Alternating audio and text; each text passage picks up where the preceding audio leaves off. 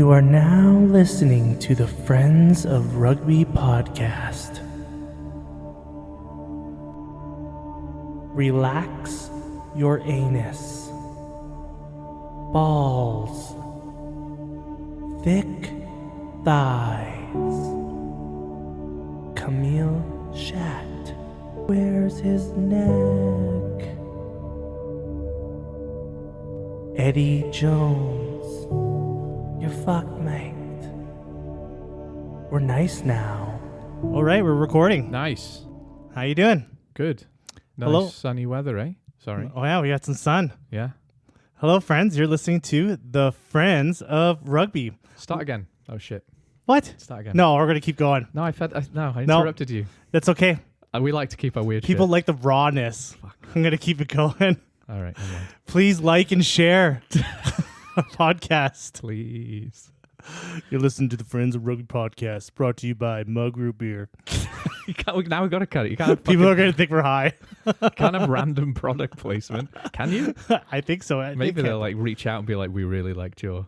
They can't block us. I don't know how it works. No one fucking listens anyway. Yeah. Who What cares? are you talk about? Yeah. We got millions of listeners. Okay. Anyways, okay, let's get in it for real. Okay. All right. Welcome. Welcome. How you doing? Great. Good? Yeah. How are you? Good. Nice. The weekend was full of some good rugby drama. I am sad that the Munster Northampton game was so early, like 5 a.m. for us. I got up and watched it. Did you? Yeah, I got up and watched it. Oh, I didn't know that. Thought you didn't. Yeah, I knew you weren't going to do it. No, fuck that. Yeah, I got up. I set an alarm. I went to bed early. You got up at 4:30 on a Sunday. No, it was on at 5:30. I got up at 5. Mm. And then I went downstairs and I made tea. No, I made coffee, some breakfast. Yeah. Dogs came down with me. We'd have the opposite problem if we lived in New Zealand for the Champions Cup, wouldn't we? Like, we'd have to stay up real late. Is it? I think it's on early in the morning too. It's like opposite. Yeah, but I wouldn't... What I'm saying is I'm better at staying up late. You're better at getting up No, early. the games are on at like 2:30, 1 a.m. But it's sort of the same 4 but a.m. different, isn't it? Because I wouldn't mind staying up till 2 to watch a game. Okay, so when the rugby championship's on, you're gonna be there at 2:00 in the morning to 100%. 4 in the morning. Yeah, I don't mind that. Yeah, I can stay up. I just don't like getting up. I'm gonna hold you to that. Fine, you're the one because we're gonna gonna be watching those 8 games. o'clock. So, you know. Yeah, well, what I would do when I'd watch the rugby championship games, I would go to bed at like 7 or 8 o'clock. Oh, I couldn't do that. And then I would get up at like 2 a.m. I can't sleep if it's earlier than like 11 o'clock at night. I just can't sleep. Oh, My brain is like, let's do shit. I'm an early. I know. I'm like an 80-year-old man. Well, that's what I think is I keep trying to say to you, like, I don't like this idea that the early fucking risers rule the world, you know? I do my hardest work at midnight and you're like, oh, bright and early, you lazy fuck. I'm like, no, actually, I was busy last night, you know? I'm not getting up at 5 a.m. You weren't busy. I fucking was. What I was doing is none of your business. Well, we did get a lot of rugby in. Yeah, we did. Yeah. I feel like we watched the worst game in terms of like the scoreline, though. Oh, the Racing to lose. Yeah. I didn't enjoy that game. Do you know much. how that game cut off on us? I didn't know it did. Yeah, we missed the last 10 minutes, didn't Okay. we? Yeah. No, it was like the last half hour Really? or something like that. Yeah. But you know how it cut off?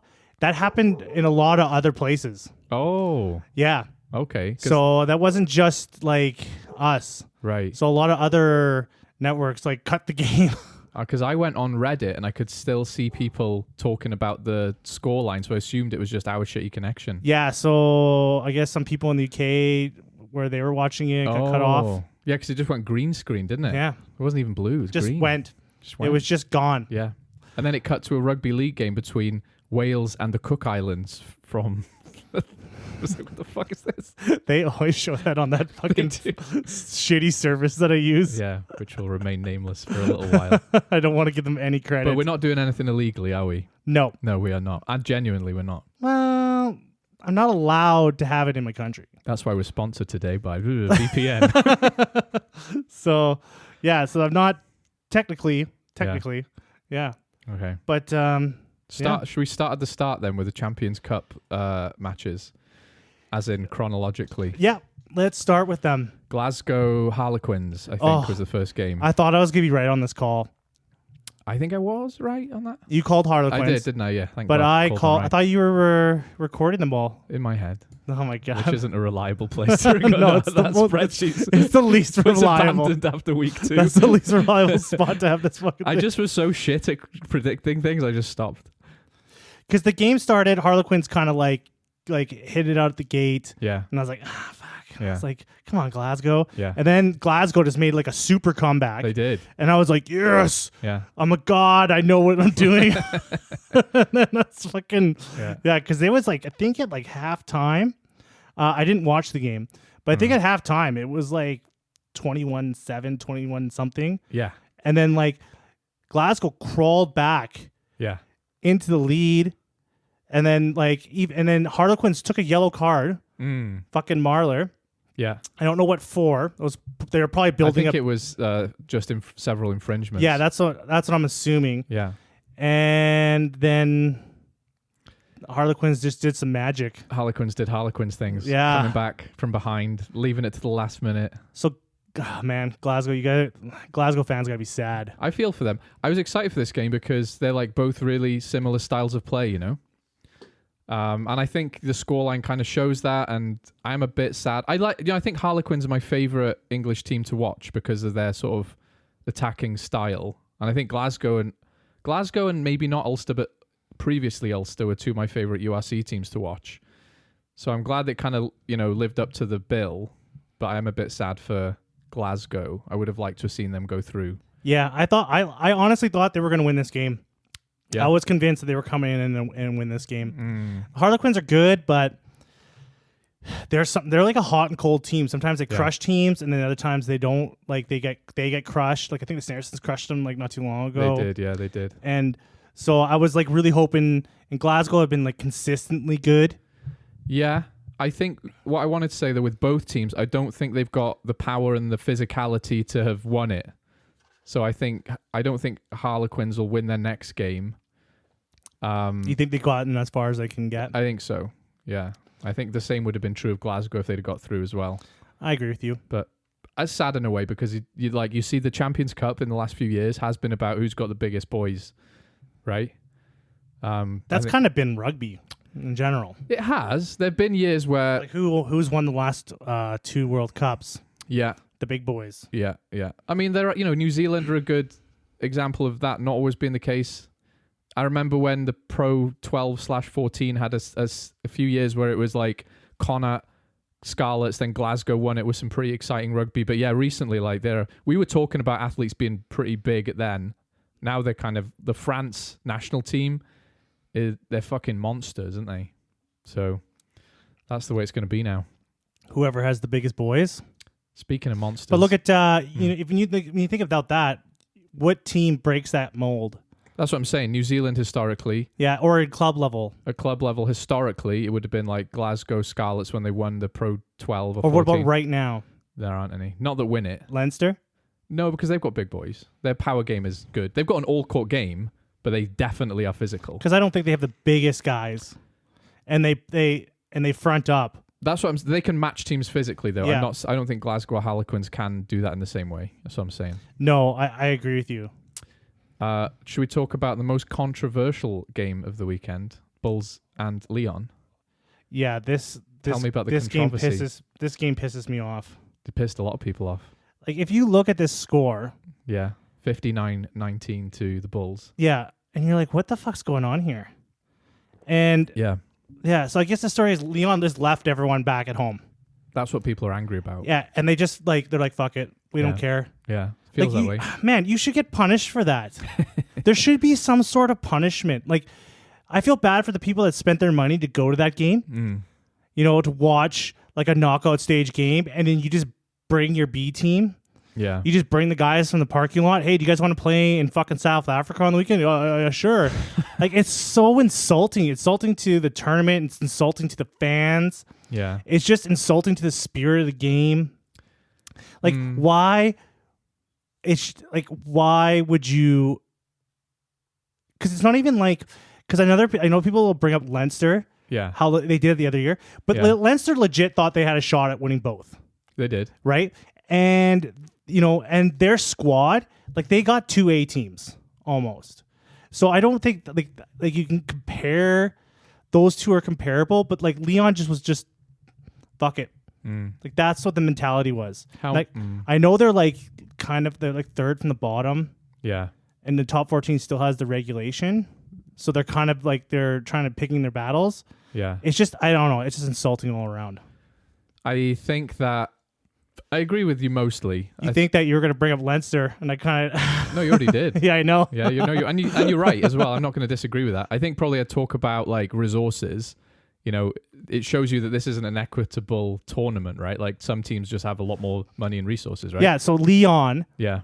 Like, I'm not saying Leon are poor, mind. Yeah, they're not a poor club. No, they're not. So there's even less excuses, right? Like these guys can But like you said, they're trying to avoid relegation, which is... You know, as a North American, you'd never really have the fear of relegation in any of your professional sports, right? It's a big fucking deal. Because you not only lose you lose money if you get relegated in these European leagues, you know? It's just, as a fan, you have this tournament where all these teams from different leagues play in one thing and compete against each other. It's like a dream scenario. Yeah. Like you couldn't even imagine doing that in a lot of other professional sports. No. And you get this great opportunity, and it's just, I find it so insulting. Yeah. I mostly agree with you. I think there's some nuance, but I think, yeah, if you're in the knockout stages of the Champions Cup, take it fucking seriously. Yeah, like why even be in the tournament?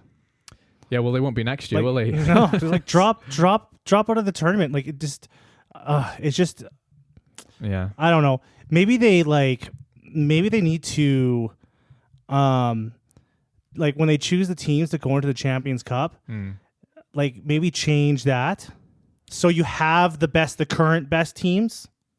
Rather than, well, there's no other way to do it than the best teams from the previous year, though, is there? There's no other way to do it. Because, I don't know how many... You can't just start in like October and be like, okay, it's you guys, you're up there. Because that would be early season and you're still figuring out who's good and who's bad. I'm just trying to think about like... There's no way around it except for maybe, like you said, fining a team for putting out... But you can't like... They would say, well, that was the best squad we had available. I agree. Like if I was a Bulls fan, I'd be pissed off, not only because of that, but also you're going into a quarterfinal undercooked now because you played a second-rate team, right? Oh, yeah. So that's what they would be rightfully pissed about, right? Yeah, they just got to run in the park. Yeah. So it'd be good for the kids. The kids that went to the game. Yeah. This isn't a watching development the Bulls, tournament, is it? Like watch the Bulls destroy a team. Yeah. Like that would be good for if you're a kid, you'd love that. Yeah. But I think when you're an older, like an adult, like that really loves the sport. Yeah. I don't ever want to see that. Yeah, I don't really have any hot takes or disagreements with you. I think it's just like there's definitely the fans are the losers in this situation. Yeah, right. Yeah, the fans are the real losers. Yeah, if you paid money for the ticket for that, you'd be kind of upset, I would be pissed. Yeah, like I buy tickets and then how often are they going to play a French team in the year? Right, not that often. Right, at home. Yeah, like that's great. That's a great opportunity to have this like top 14 club travel down. Yeah, and you just don't even take it serious. Yeah, fuck Leon. I hate Leon forever now. Okay, my least favorite. I like their badge, little wolf, little creepy little wolf. Creepy fucking wolf thing. I like their badge. I'm stick up from there. Exeter Bath. Exeter I watched Bath. this one. Did you watch this one? Yeah, okay, I didn't watch this one. Yeah. I did hear that Welsh legend Faye Boso had a game. Had a fucking game. He did have a game, yeah. Yeah. And I think Finn Russell got injured in that game as well, actually. Yeah, he did. And 14 minutes in. Yeah, I think he might have been out. He might be out for a little while. Yeah, and Redpath, he got injured too right after halftime. So they lost their 10 and their 12 in that game. Yeah. I think that's sad, but Exeter just looked a better team, to be honest. So I think Exeter is going to be the team of teams what was it, Rob Baxter? Yeah. Like what he's doing with those young, they got a young team. Young Welsh team. And they're already overachieving. Yeah. Like this is going to be like a dynasty team. You think so? Yeah. They're just going to get better. They've already been good though. They were good a few years ago, right? They won the Champions Cup. But they had a different squad. They did have a totally different squad. I think the difference this time is I do think their forwards are a bit uncreative.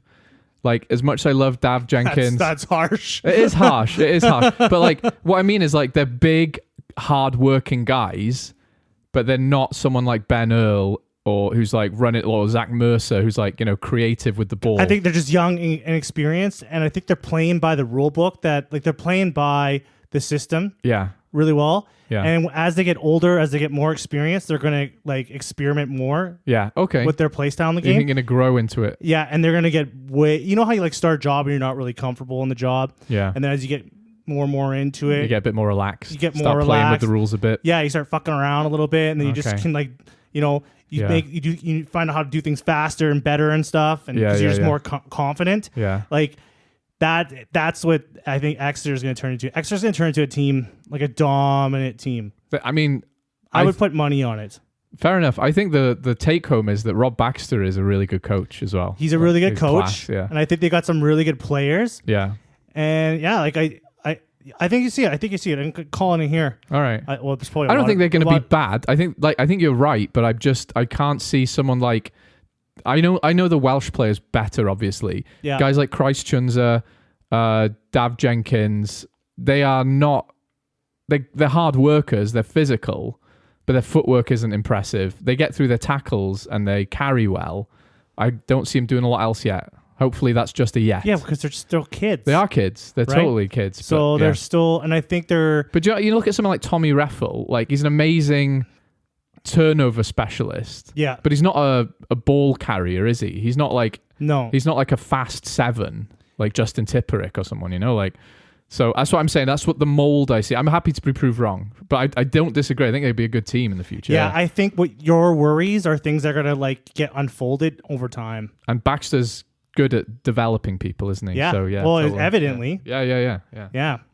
But yeah, Bath got fucked up in this game. Yeah, I think the lesson for Bath is like they've been pretty shit for a while, to be honest. Who's their backup 10? He has like a wicked name. It's like Orlando something. Oh, I can't remember. You're all right. I just love his. I love his fucking name. It's such a rock star name. What is it? Orlando Bailey. Yeah. 14 minutes. Orlando Bailey. I fucking love that name. For the Miami Dolphins. From the Miami Orlando Bailey coming in. Yeah. Yeah. So I don't know. Good on Exeter because I know they got a pounding last weekend in the Prem. Yeah, they did. And they were kind of sad. They were like real sad. They were. They deserved this. I just feel not that much sympathy for Bath either. Like they've been kind of playing well with Finn Russell, but he's not a magic bullet. And as soon as he goes away, you just see the old Bath a bit. Like they're just a bit mediocre for the boring Bath. A little bit, and they're just not creative, and they don't have the players to do what they want to do. Right? Like you can't just have one player change the team. Yeah, they got disrupted bad, and they just couldn't cope. Yeah. Their plan B is kind of a concern. That's it. And I think Finn Russell might be out for a while. That's what I'm saying. Yeah, because he got like a groin injury. Yeah. Groins are bad. And Redpath went out with an ankle injury. Yeah, they're less bad, but it could, who knows? Yeah. Right? Who knows? So, but I think like Finn Russell might be out for a while. Like if he pulled his groin, that's a long recovery. Yes. Yeah, it is. So, like that sucks for him and Bath, but also fuck Bath. So I don't have the same hate for them you have for Leon. I'm just saying they need to have a bit more of a plan than just Finn Russell fix things, Yeah, help us, Finn Russell. Yeah. So. But I don't know, you gotta.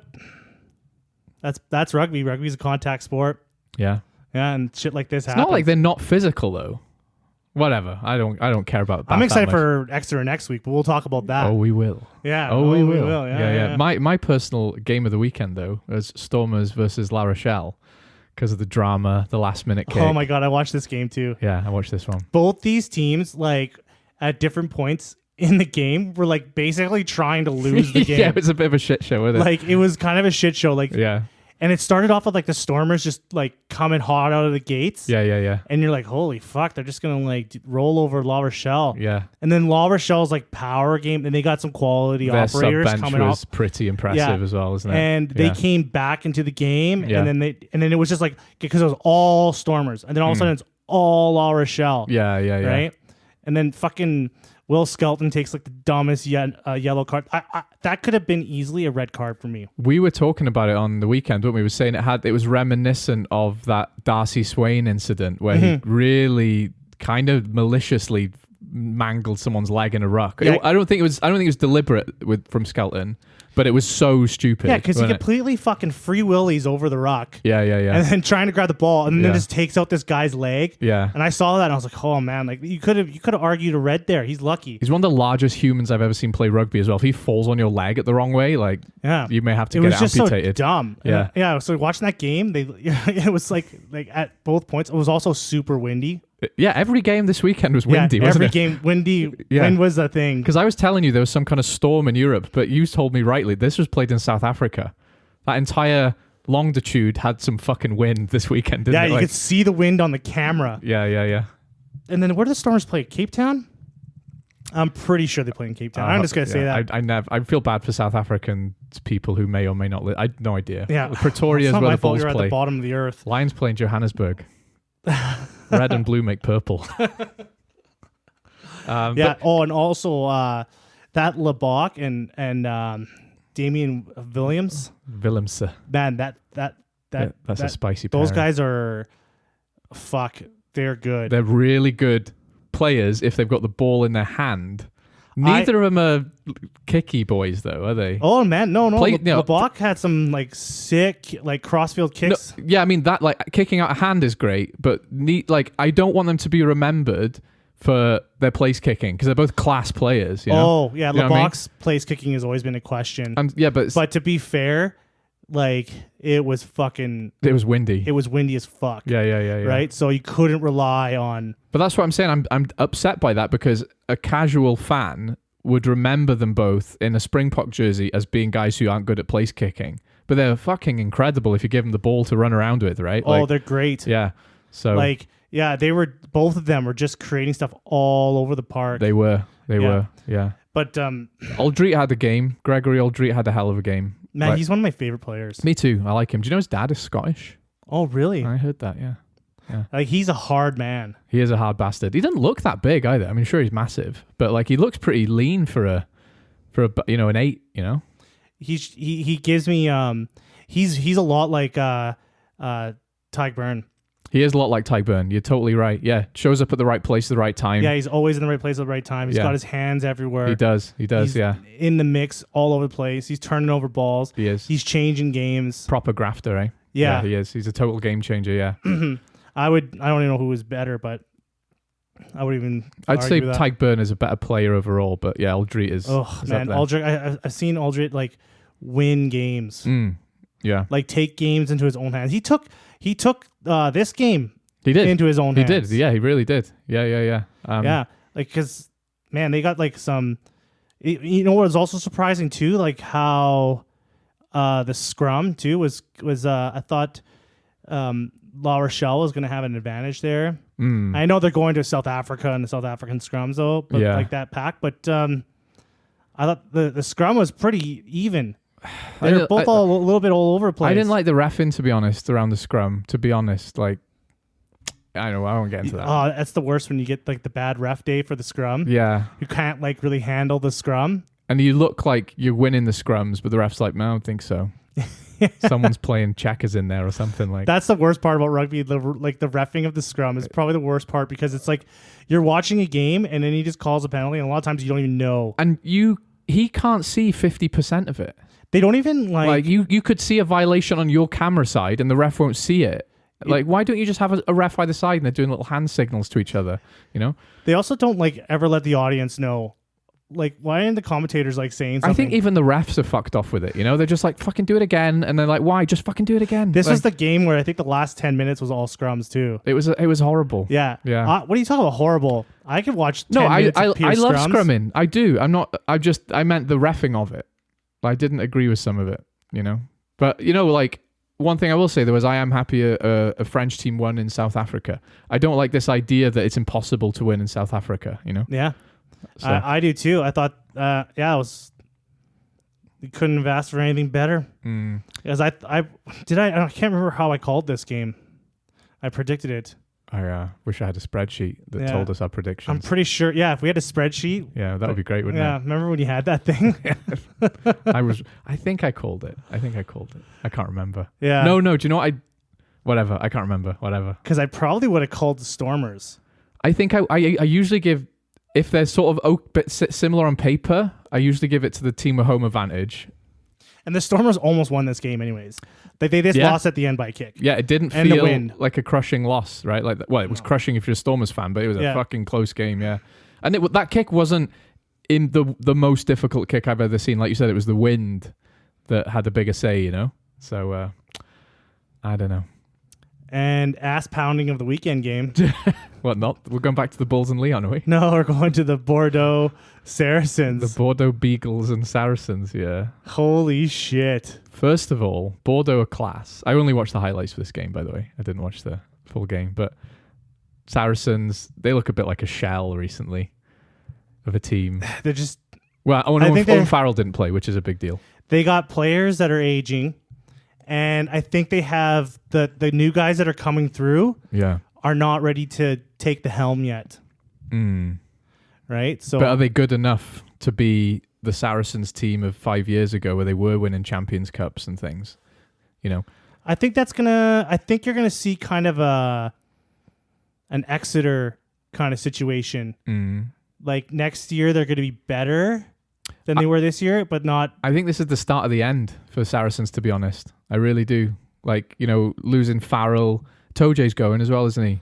I think he's staying. Is he? I can't remember. But I know that the... was it Mako Vunipola is going to go? Yeah.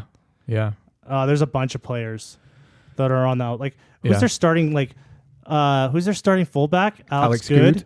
Yeah, how old is he? He's not young. No. But he's already won everything. Do you know, bless him, he was trying stuff. Like, he was trying to do stuff. And he was like, give me the ball, I'll do Alex Good things. And then he was just running into fucking brick walls, you know? So and then Saracens historically are a really physical team. Yeah, and... They just didn't look physical. This is not a unique thing either, because, like, if you look at all, like, good, like, dominant dynasty teams that have been persistently good for a long time. Yeah. In all sports, that happens. They keep the core group together, but then those guys get old. They do. Right? And then you have to start...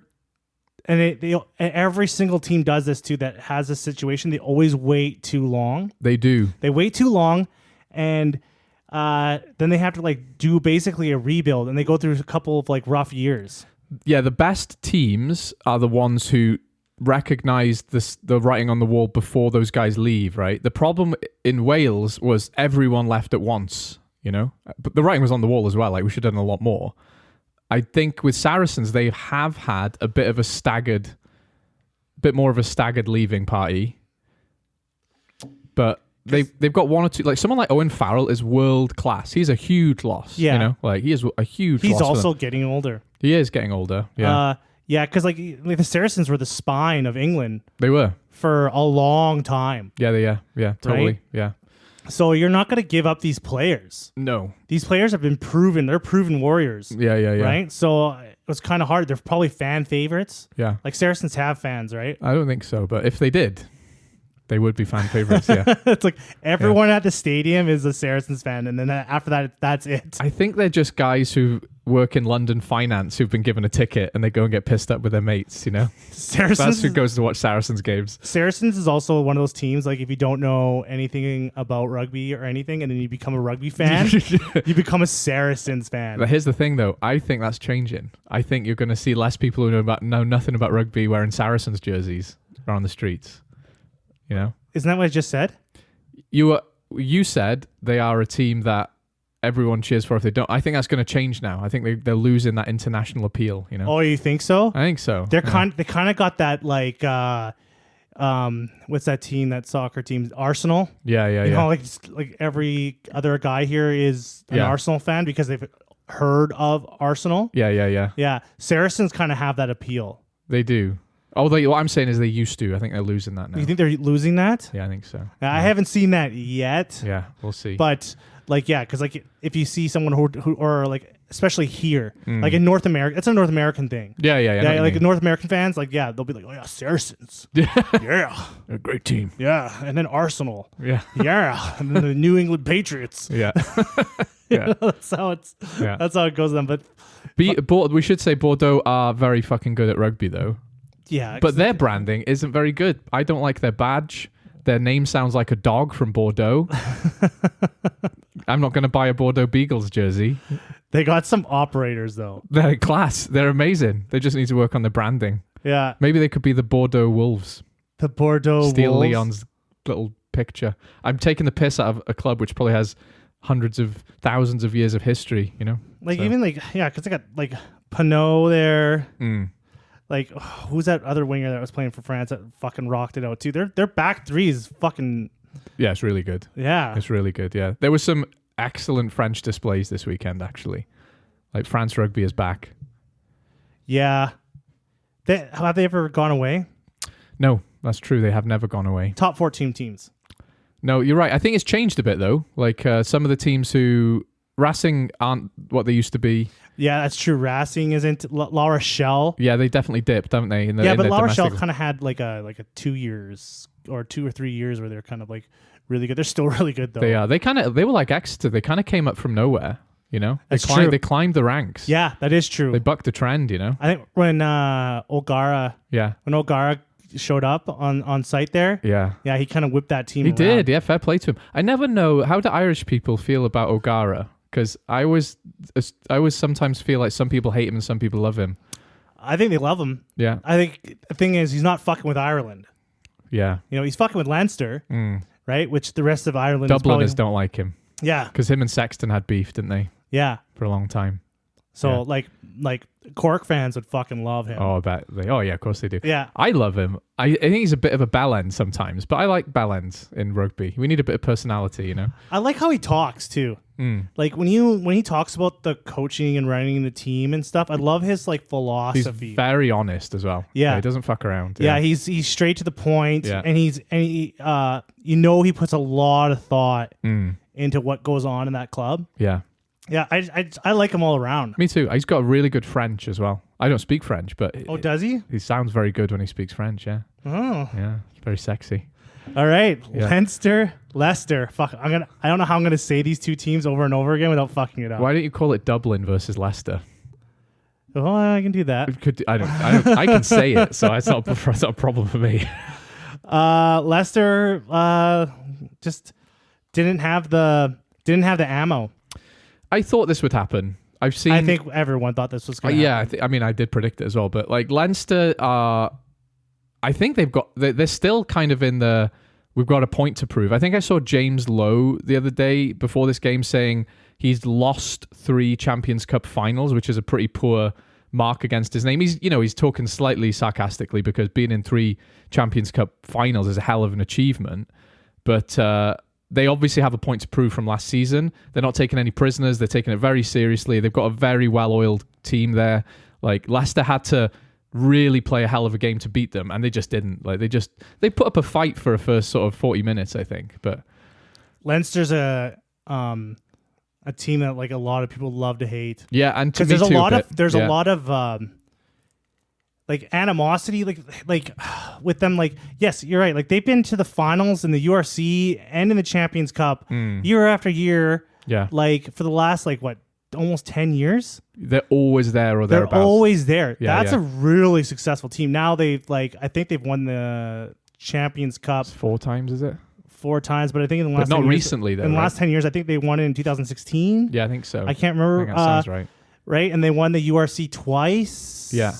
And so I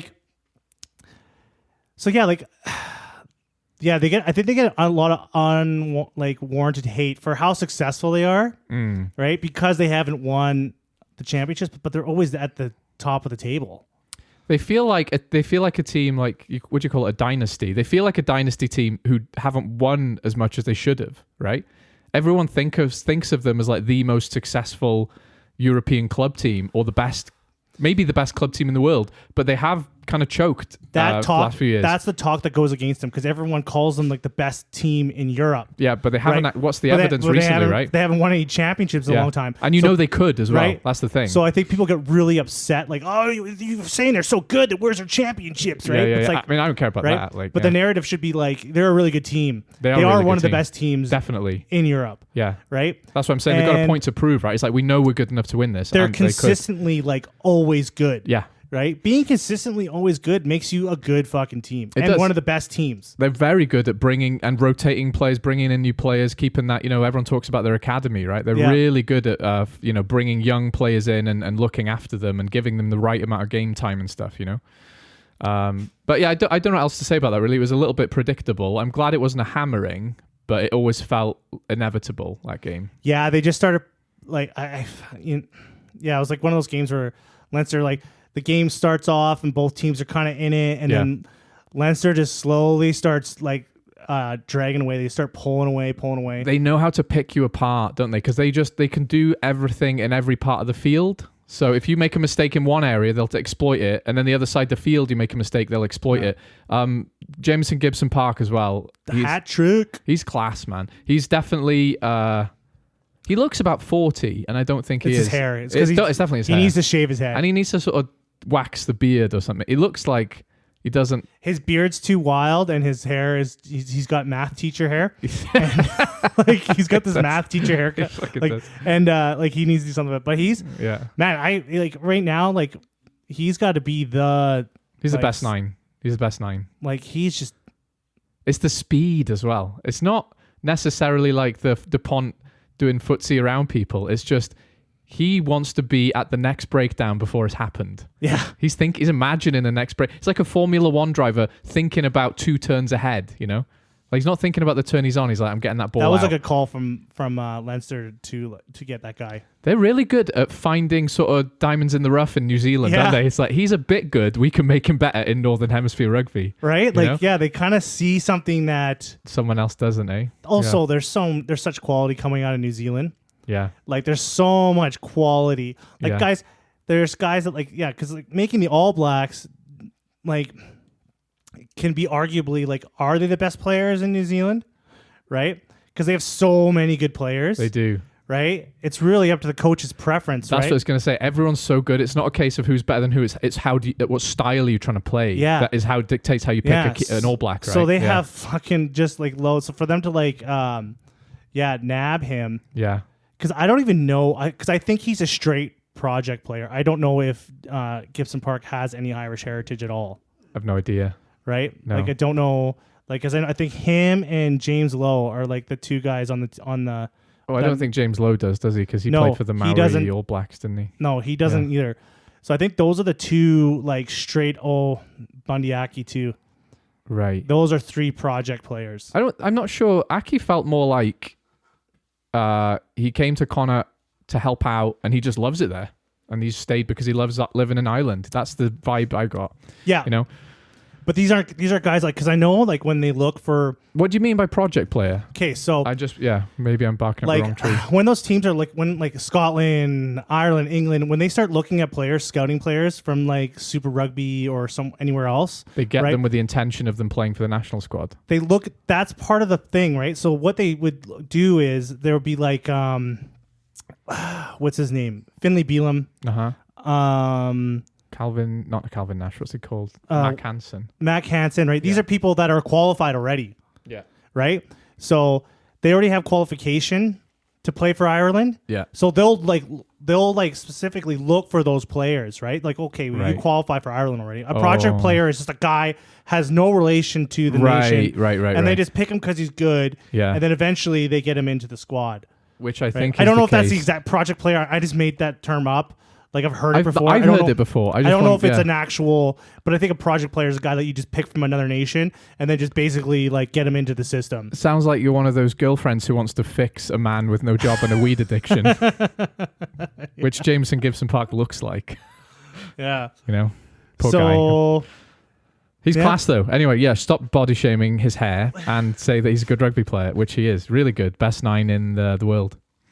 Yeah. Unironically, very good. And also, I think you're right. I don't think there was anyone seeing Leicester pull one out here. No, they were kind of fucked. Some diehard Leicester fans maybe, but I just couldn't see it. Now let's talk about another one, sad one for me here. Oh, you watched Northampton. This was my most anticipated game of the weekend, which I didn't even bloody watch. So tell me about Northampton Munster.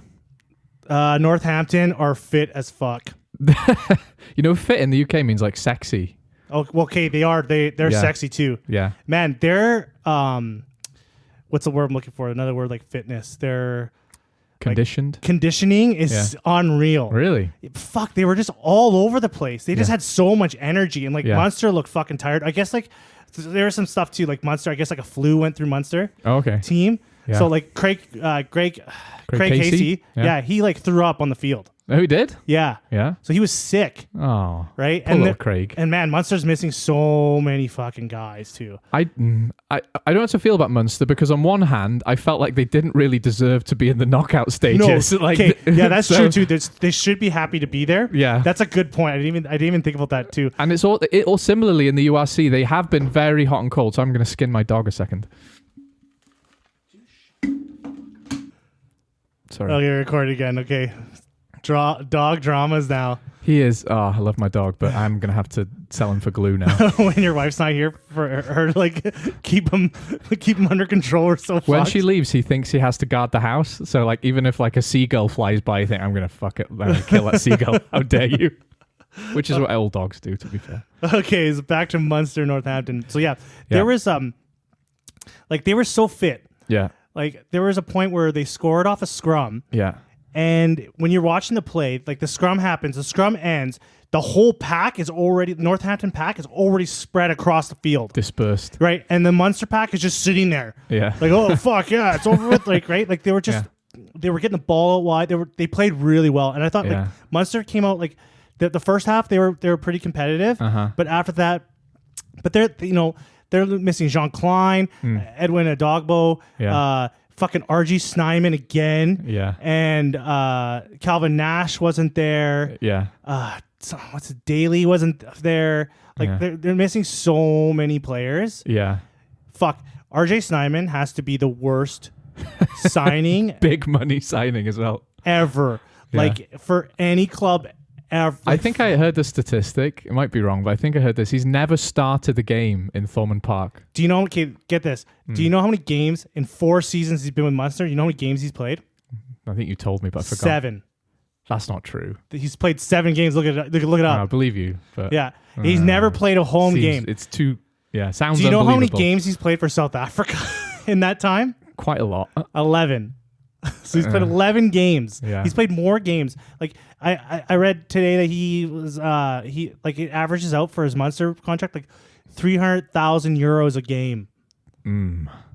Like he went over there, had a barbecue, burnt his leg off, and sat there earning 300 grand a game. Like it just what a fucking disaster. Yeah. Don't worry, he's going to Leinster next year. I know. I hope and watch. He'll be like fit every game. Well, they look after guys there, right? He'll be like they won't let him near a barbecue every fucking game. Yeah. What is it about South Africans and not hysterical, but like Rassie Erasmus burnt his arm with chemicals.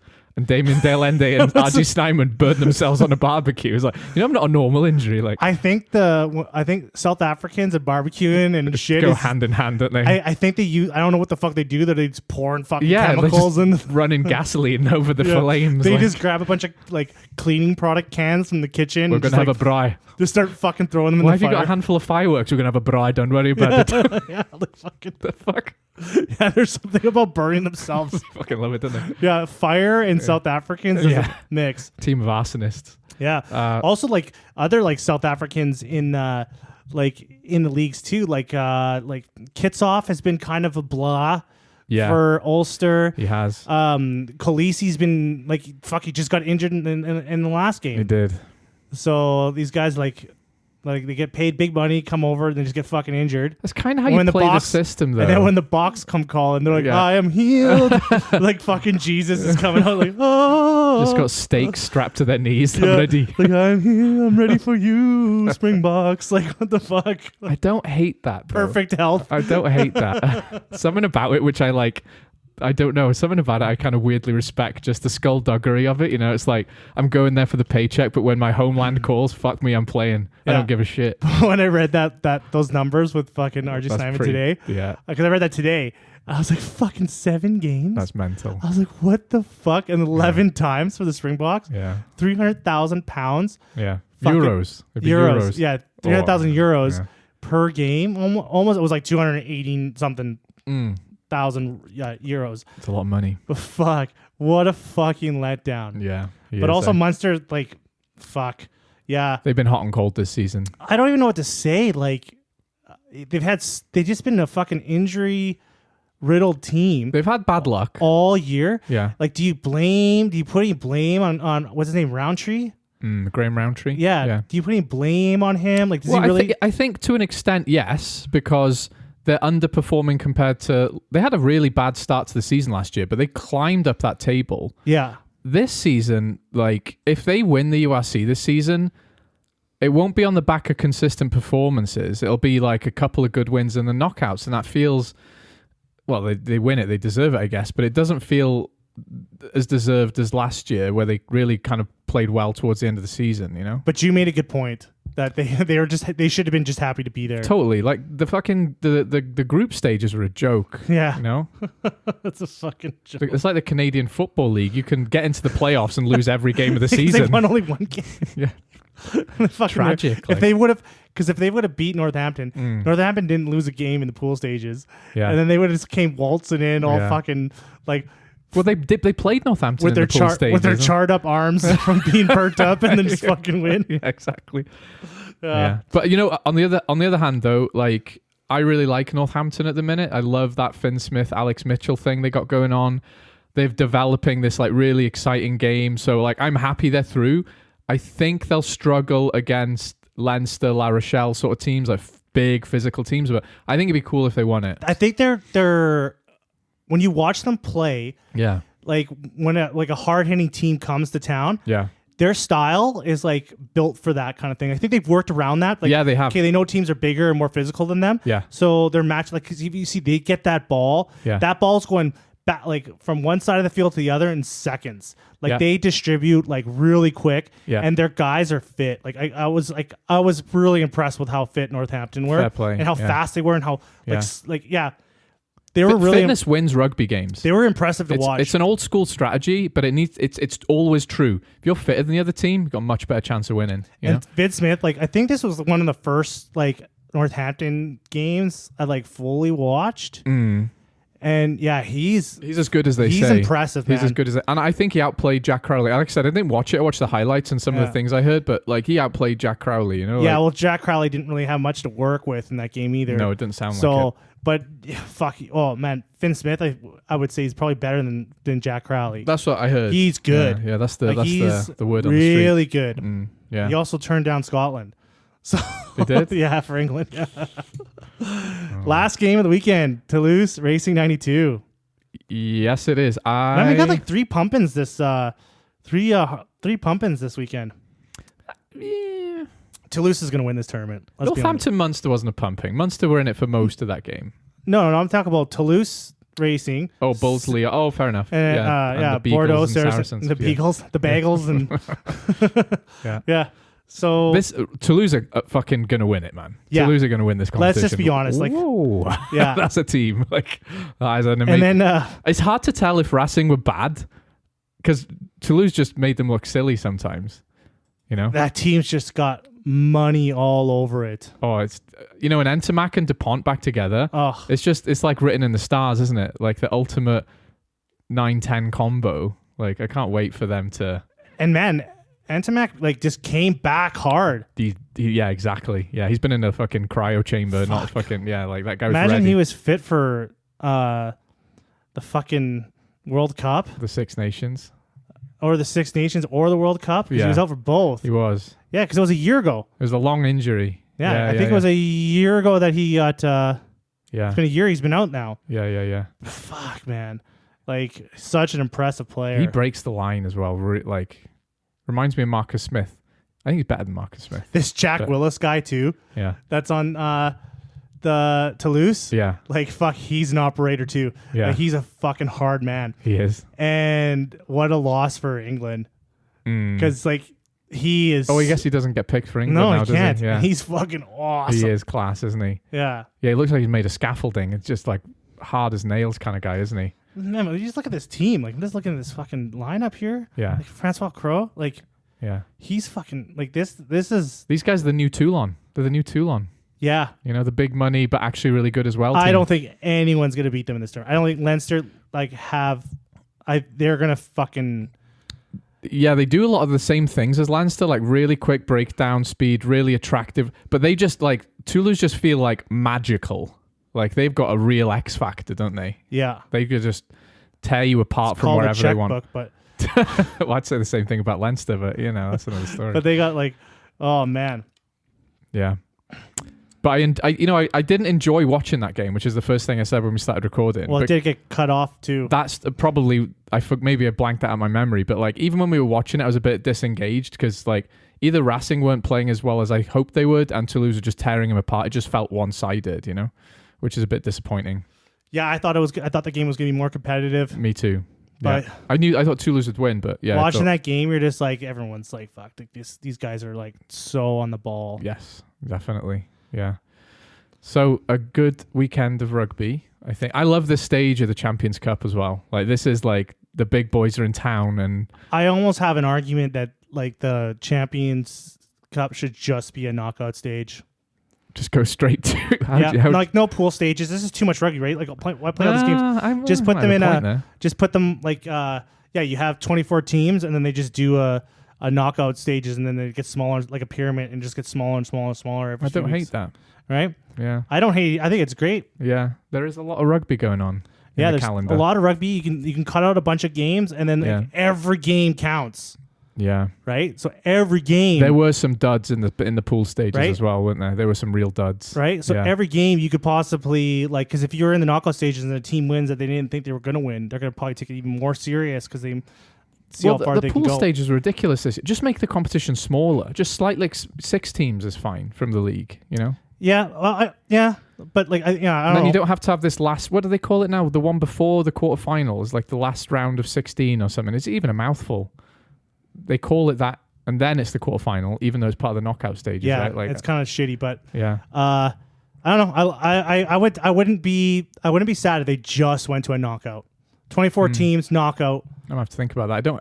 I initially I was like, what the fuck, I know Steve, the problem with that. What I'm saying is that those teams want those home games. They want those ticket sales. Yes. Right? Yes, they do. So I know, like, if you're going to do a knuckles, you can just draw. Well, also, it's a lot easier to win at home, isn't it? Yeah, because no one, like, because you might not get home advantage or like, because like those teams want home games because they want those ticket sales. Knockout games, all in neutral venues. And Leinster can do that thing where they pretend the Aviva is a neutral venue. Yeah. And everyone's happy. So, I don't know. I'd be happy with that. Yeah. Talk about, we're going to keep going about club rugby. This is a really good segue into the proposed Rugby World Cup Club World Cup Rugby Cup. Which I'm very... The Rugby Club World Club Crawl. Not only do I fucking hate this idea, it's already a fucking hassle to say it. Rugby Union's first Club World Cup set to be staged in June 2028. How are they doing it? By shaving off the top of the Champions Cup. You know that bit you love about the Champions Cup where the best teams in Europe and South Africa fuck that. Don't worry about it. It's not going to happen. It's such a blue ball thing. Like, we're nearly there. We're going to have I'm not going to say that, but you get so excited about these knockouts and they just don't happen and you've got to wait until the Super Rugby's finished. Like, fuck that. Awful idea. Yeah, because they're going to go into the... Like, they're going to do they're going to get to the knockout stages and they're going to stop. Yeah. And then those teams go to the Club World Cup. Yeah. Now, do you know if it's going to be like all at one place? Are they going to? Is there going to be a host city or teams going to be traveling all over the fucking place? I heard that it will initially just be in Europe, like all the Super Rugby teams who've made their respective knockout whatevers. Like, they're not going to go for that. They're going to be jet lagged and playing it like it's not equitable. You have to play it in a neutral venue that isn't in Oceania like, is there gonna or be, Europe. Are they going to play in the summer where there's going to be a fucking host city or host country and it's going to be like a World Cup? Stupid. It's such a bad idea. Like you want to. It's like we're not being real friends of rugby right now. Remember we hate. No, that was the thing. The hate we hate rugby really now. Gets the views. Yeah. We hate rugby. Remember? Yeah. So like it's about it's like cramming more rugby into an already packed calendar with something that sounds so bad logistically that's purely to make money from as far as I can tell. To answer some vague questions someone has on a Saturday night out with, wouldn't it be cool to watch Leinster versus Crusaders, the best? Yeah, but like that's a nice idea. It's an exhibition game. Doesn't need to be a whole fucking competition, you know? Also, the scary thing when I first heard about this concept, and I heard about it a few years ago. Yeah. The first thing that came to my mind that this could be the death of Test rugby. Yeah, because you got to think about it like at a financial way, because if it's successful, it threatens the international yes, game. because the thing is, these team owners are paying tons of money for these players. Yeah. Right? And then they go off to play for the countries and they get fucked up and they lose these players. Yeah. Right? And now with this Club World Cup, these owners and stuff keep their investment, keep making money off their investment. Get prestige globally by winning it potentially. Yeah, there's a point. And it's like I would personally when I think about it, it's like a direct threat to like Test rugby because of the money and the profit behind it. Yeah. Right? So like team owners will probably be salivating for something like this, right? Yeah. Because I bet you team owners, I bet you there's a lot of team owners that fucking hate Test rugby. Because they put all this money up for players. Yeah, someone like Boujalal, the Toulon owner, like he hated losing guys. I think they all do though, don't they? They're all millionaires who put money into a club and they lose their best players that they paid for. Yeah, and a big thing about the NHL is a perfect example of this, right? The money has closed out international hockey. Yeah, I think so. You're never going to have a tournament where the best play because of the amount of money that's invested in these players in the NHL. They have them on lockdown. Yeah. So like this World Cup, it's just when I moved to Canada, right, and you've got this guy Connor McDavid, who's like a once in a generation wonder kid, and you're never gonna see him play for Canada. That is mental. And my wife will go like, oh, but we have the juniors. It's like, I don't give a fuck about the juniors. I want to see your best players competing against the best teams in the world. That's what I think is worrisome. Like that Six Nations will just be like an under 20s amateur thing. Oh, don't. Like that's what I can see, because I've seen it happen. Yeah, I've seen it happen when you like start pouring money, like when money gets involved when things like this. Like that's why I was like kind of like I always had to kind of worry too. If United States ever got like really big into rugby, they would just lock out everyone. Yeah, right. They buy up all the best players and not let them play internationals, and they just lock them up. And then your only hope for a good international test and stuff, it's all amateur stuff. It's all like under 20s, under 18s, right? Yeah, because the only quality international ice hockey we get is from the junior tournament, and it's boring. Well, it's not boring. It's exciting. You get to cheer for your country, but it's like you want to see the best players you've got playing against each other, right? It's not boring. It's really exciting, but we've been gaslit to think that this is the best that we can. And that's when I moved here. It's like you are gaslit because I came and tried to explain the majesty and beauty of not just international rugby, but international football. And you guys are like, oh, we've got the hockey juniors. Like, it's not the fucking same. No, it's not the same. It's not nearly the same. The best. It's the best of the best kids. Yeah, but I don't even know who these kids are. They've been, So I think that's a scary, like the Club World Cup thing, like overshadowing, because like, oh, well, you know what, we'll just keep going in the summer with these clubs, and we'll have less test matches. We don't need all these summer tours and stuff, because we got clubs right coming over. And I love club rugby, but I like that there's a good amount of, there's probably more following of international rugby. Let me tell you a story though about football, soccer, right? They already have an international World Club Cup competition, right? And it's shit and no one likes it.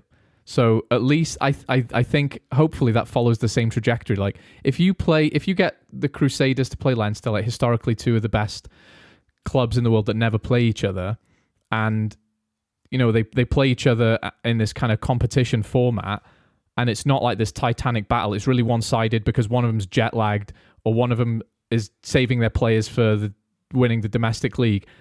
Those logistics come into play, and it's not the matchup you thought it is, and everyone loses interest immediately, right? Because it's not this clash of the titans and settles all these arguments. It's actually, it was a bit of a letdown. It's like when Munster played Crusaders, and Crusaders basically bought a development team and kind of got easily beaten, and everyone was like, oh, that's the answer to that then, I don't care about that anymore.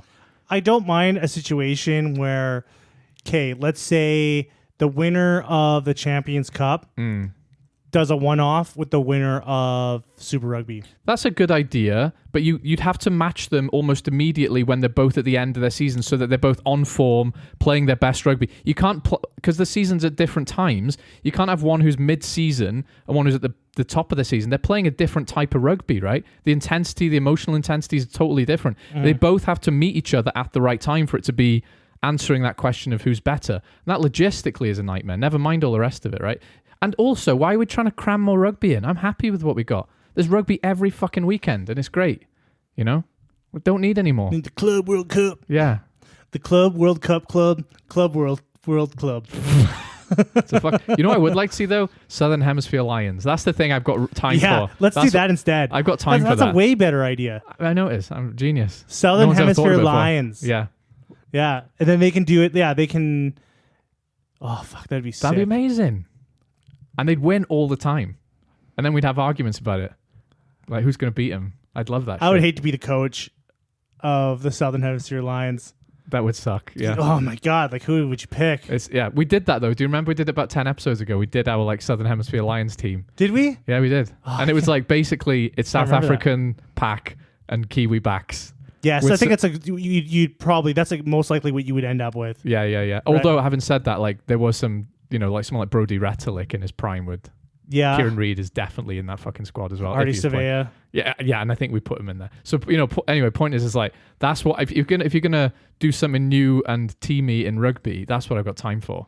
Mm-hmm. Southern Hemisphere Lions, you know. I was reading something else about, there was an article on Rugby Pass. I forget who it was by, but he made a good point about he was talking about Super Rugby. Yeah. And... I guess like fans and viewership's down and stuff, and stadiums are empty. I don't know who the guy was that wrote the article. Yeah. I don't know if it's true or not. Yeah. It probably is when you look on TV. But he made an interesting suggestion that Super Rugby should join up with Top League in Japan. It wouldn't happen because Top League, I don't think people realize Top League isn't like a normal sports league. It's a bunch of companies in Japan who put these games on as entertainment for their workers and have a lot of fucking money to do it.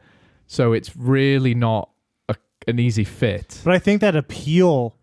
It sounds fun. Like that appeal, sounds and I cool. think that the money behind it, like I know the Japanese would probably be into that, because I know... They don't like rugby as much as people think. Man, they fucking love... They're packing up like the... Those guys are probably forced to go to those games. I'm not like... They're probably the company bosses like you got to go. The Sunwolves. Yeah. That weren't owned... Yeah. By like Coca-Cola or Honda, you know, or Sony or whatever. Yeah. Right? Losing every game. Uh-huh. They just get trashed every game. Yeah. Sold out every fucking game. Why'd they fold though? Because there was a bunch of drama. They didn't fold because of financial reasons. Oh, really? I thought they did. No. Fair enough. They folded because there was some sort of drama with Sanzar and the people that run the top league. There was some drama. There was drama there. I know a guy that lives in Japan. He's a Kiwi. Yeah. Lives in Japan, and he actually was doing some work with players or something like that. Like he was like helping them integrate into Japan or something like that. He was doing something like that. Yeah. And yeah. So there was because I was like, oh man, were they went under or like what, you know? Yeah. But there was some kind of logistical like issues between Sanzar and top league. Yeah. So it wasn't because of money. Okay. Because fans were showing up. Yeah. No matter how they played. When Japan had a player after the 2015 World Cup, Goromaru, the guy who did the kicking thing like this. Yeah, he got signed by the Rebels. Oh, maybe I'm thinking something different. Yeah, he went to the Rebels or the Reds. I can't remember this. Yeah, no, I think that might have been Goromaru. Yeah. They had, they had full-time journalists from Japan go there. Yeah. And their only job was to basically report on him, how he was doing there. Yeah. And they were there the whole time he was there, and he barely got on the field. Yeah. And then I can't remember if it's the Rebels or the Reds. They also got sponsorship deals from Japan. Yeah. Because they wanted this guy's playing there and stuff like that. I don't know. I thought it was a great idea, and it would help out Super Rugby. Yeah. Just grow. It would help rugby grow in that area even more, and it would solidify their competition more too. It would. Although the top league is the best players in there are a bunch of Kiwis who should be playing Super Rugby. So Yeah. go home. But now that everyone's playing Super Rugby, right? I guess so. Everyone's home. Yeah. Maybe You know? Japan had become like the France of that area though, because they'd have all the money and they just buy all the Kiwis. They would be. Yeah. But fuck, they still wouldn't win it all the time. No, I don't think they would. I don't think they would be able to because like New Zealand make that many good players, don't yeah, they? Yeah. they like you can take all the New Zealand players. They'll just have another one coming out the door. Yeah, they will. Yeah, as soon as one player leaves, another fucking rock star just shows up. Like remember when they were struggling at hooker? Yeah. And then that fucking kid just came out of nowhere. Yeah, and he was class. Yeah. I know exactly what you mean. I can't remember his name. Right? It was like during the I think it was like the Ireland tour. Yeah. Like, oh, the line out. Okay, we'll just bring this guy in now. Yeah, don't worry, he's amazing. Yeah, they have they like was it in like Lord of the Rings when they're like birthing the Urkai? Just pull him out the mud. Yeah, pull him out of the mud and then Screaming. there's like a new rugby player. Yeah. Yeah, Just painting the All Blacks jersey on him. Like, that's how it fucking is. Yeah. Like, yeah, because they have like an endless supply. Oh yeah. Yeah, so I wouldn't be worried about that either. I wouldn't. They can fucking buy all the players they want. Yeah, right? I don't hate that idea. Like I don't hate that. I think that'd be cool actually. I'm just saying the logistics of it are probably more complicated than it just being an easy thing. I will say though, I was saying about that Japanese guy playing in Australia and all the journalists following around. When I lived in Japan, they love when Japanese people are famous overseas and it's on the news all the time. Like I remember when Ken Watanabe, that actor from The Last Samurai, was kind of famous and did some Western films and still does. Yeah. They like if he fucking sneezed, he was on the news. Like, look what Americans think of Ken Watanabe. Like, and there's like they ask Americans on the street in Tokyo, what do you think about him? I was like, oh yeah, he's okay. And like, oh, it's amazing. They love him. So they would love that. They love knowing what other people think about Japanese people. Yeah, and they also love rugby. I don't think they like rugby as much as you think. Fuck, they love rugby. I was at the World Cup. Okay. Yeah. Oh, I mean, they're fans who go. They love rugby. They're fans. No, their fans are awesome fans. They got a lot of fans. And they clean up after themselves. Yeah, Very they do. clean people. They do. They clean up. But It's I'm so just saying weird. rugby is not a big game in Japan. That's all I'm saying. That's such a big thing. You just made me think of something. Yeah, because I can't believe we even thought of this. When I was in Japan, like after the games, the Japanese people are cleaning up the stands. They're grabbing all the garbage. They're grabbing other garbage that someone left behind. Yeah. And then when I'm in France, people are like smoking cigarettes, pissing, shitting, and they're in the literally seats. pissing like just outside the stands. Like they're pissing everywhere, throwing Do you know what? garbage. I love everywhere. both things What a though. I fucking- love both of What those a things. night and day experience that was. I love the French disregard for anything and just having a party, and I love the Japanese respect thing.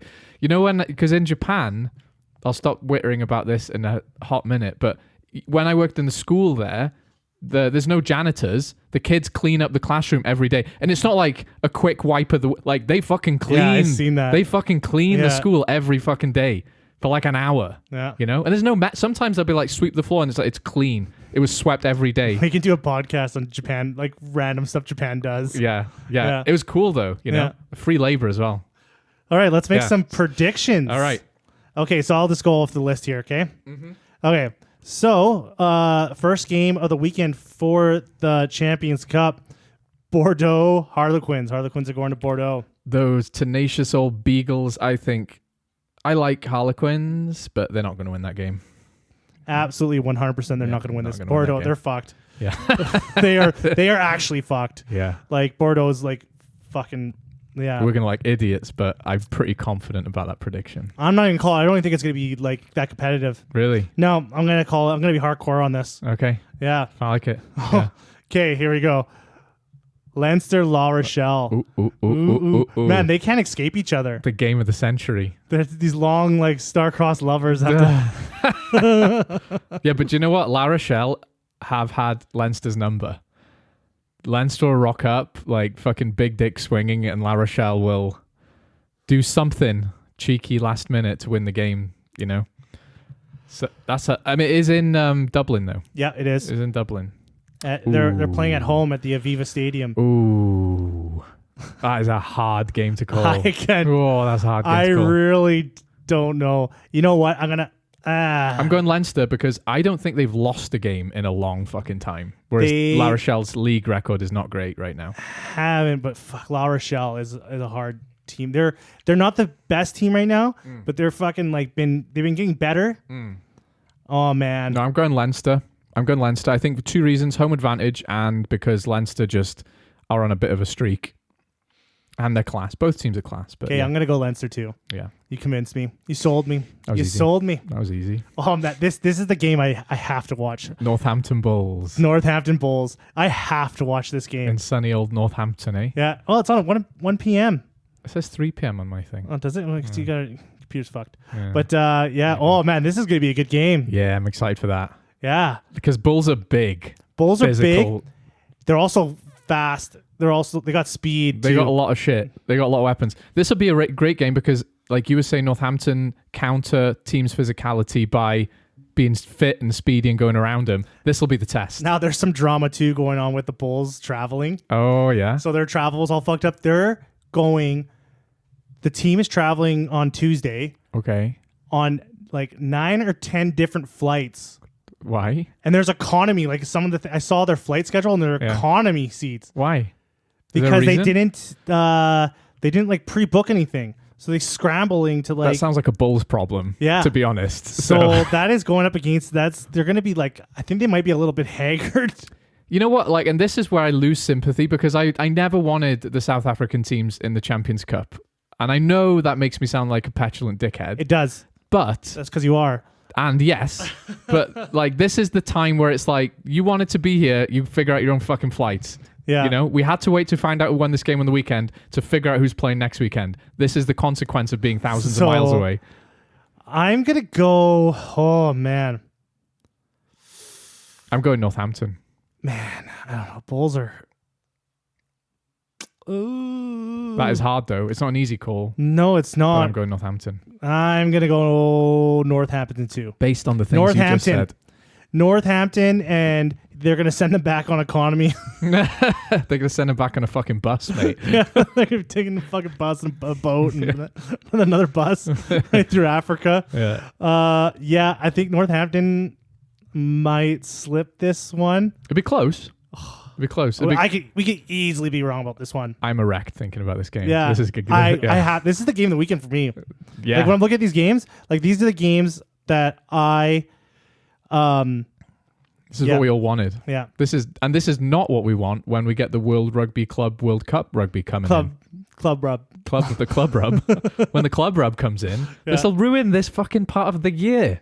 This bullshit. Yeah, I know. I'm already pissed. Yeah. Speaking of not bullshit, Toulouse Exeter. I think this is the point where the fantasy, the fairy tale of Exeter kind of ends. I'm unironically as excited about this as I was for the start of the Six Nations. And I fucking love the Six Nations. This is amazing. Look at those fucking 8 teams. Yeah, it's a sick. That's amazing. But I think Exeter, this is going to be too much for them to chew. Yeah, Toulouse are going to win. Yeah, Toulouse are going to fucking... win. Oh, yeah. Like when you were talking up Exeter's young kids developing, they're not ready yet. No. They have some half-baked cookies going into that game. Yeah. Like, and I think this is going to be like Toulouse by like 30 points. I think, you know what? I'm going to double that. I think it's going to be a hammering. I think Toulouse are going to hammer Exeter. Yeah. I think Toulouse are going to hammer Exeter and Bordeaux is going to hammer the Harlequins. These are some bold predictions. It is. And then Northampton probably scrape by the Bulls and Leinster and La Rochelle. Home advantage. That is the close. Leinster La Rochelle is going to be the closest game, I think.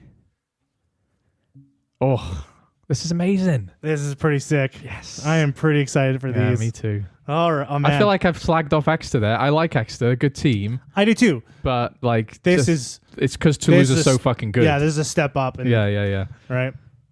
Fuck if we're wrong. No, we're not wrong. we're never wrong. We're about. Yeah.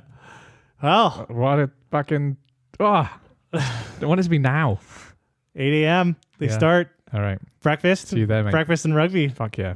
Okay. Well, friends, thank you for listening to the Friends of Rugby. That feels like an abrupt ending. I'm just gonna end it. Can you do we that? talked about everything we talked about. I know. It just feels. I'm segueing into the ending. I'm like emotionally peaking right now. I need like a cool down or something. You ruined the opening. Yeah. Right. Okay. Well, it's traditional for me to ruin the fucking ending. You ruined the ending. My dog ruined the middle. Your dog was trying as hard as to destroy the podcast. He fucking was. He's a good boy. He probably comes in this podcast like 9 times. Yeah. And so, well, friends, if you have any questions about openings and endings and our segues and stuff like that. I don't want to hear him. Fuck off. You could email us No, you at can't. thefriendsofrugbypod@gmail.com. Yeah. And like and share the podcast. Yes. On Yes. all of the social medias. All right. Are you on Threads? Are we on Threads? No. Do you want to be? We could be. All right. Have a good night, folks. See ya.